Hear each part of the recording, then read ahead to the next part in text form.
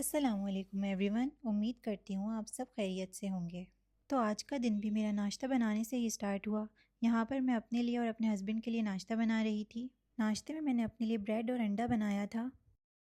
मुझे बहुत खुशी होती है कि आप लोगों को मेरे व्लॉग इतने पसंद आ रहे हैं। मुझे इस बात की उम्मीद नहीं थी बिल्कुल भी।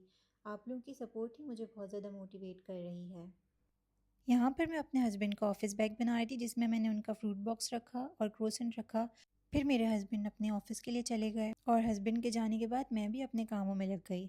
सबसे पहले मैंने बेडरूम को ऑर्गेनाइज़ किया, बेडशीट को सेट किया और सब चीज़ों को जगह पर रखा। काम करने के साथ साथ मैं टीवी पर कोई सूरत लगा लेती हूँ, इससे काम आसानी से भी हो जाता है। बेडरूम सेट करने के बाद मैं किचन में आ गई अपने बेटे का नाश्ता बनाने के लिए।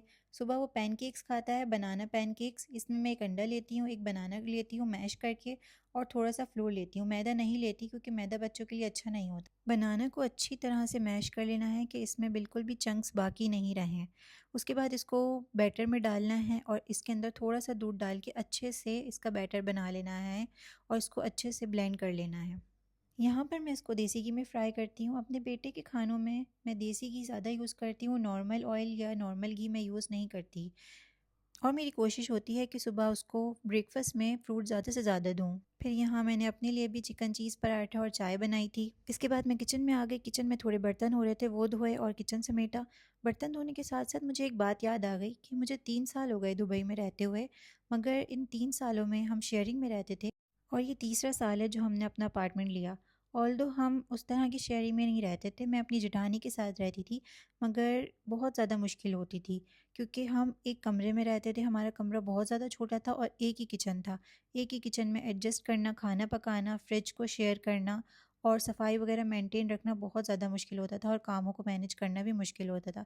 इसी तरह एक कमरे में, छोटे से कमरे में हमारा सामान भी मुश्किल से आता था, काम वगैरह करने में बहुत ज़्यादा मुश्किल होती थी और चीज़ों को रखने में भी बहुत ही ज़्यादा मुश्किल होती थी।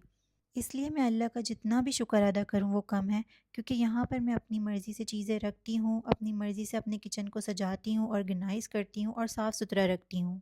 इसी तरह बेडरूम और ड्राइंग रूम को भी साफ़ रखती हूँ, ऑर्गेनाइज़ रखती हूँ और अपनी मर्ज़ी से ही डेकोर करती हूँ।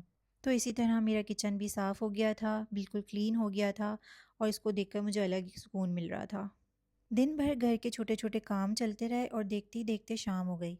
डिनर के लिए आज मैंने भिंडी बनानी थी। भिंडी में मैं थोड़ा सा चिकन पाउडर भी ऐड कर देती हूँ, जो कि बहुत अच्छा फ्लेवर लेके आ जाता है। वैसे मुझे भिंडी इतनी खास पसंद नहीं है और मेरे हस्बैंड को भी इतनी पसंद नहीं है, मगर जब मुझे कुछ समझ नहीं आ रहा होता तो मैं यही बना लेती हूँ। और इसके साथ यहाँ पर मैंने पोटैटो वेजेस बनाए थे और विंग्स मैंने पहले से ही मैरिनेट करके रख देती हूँ, तो जब भी मुझे बेक करने होते हैं तो मैं निकाल के बेक कर लेती हूँ। यहाँ पर मैं इसको बेक करने के लिए रख रही थी। मेरी कोशिश होती है कि अपनी डेली लाइफ के छोटे-छोटे लम्हे आप लोगों के साथ शेयर करती रहूँ।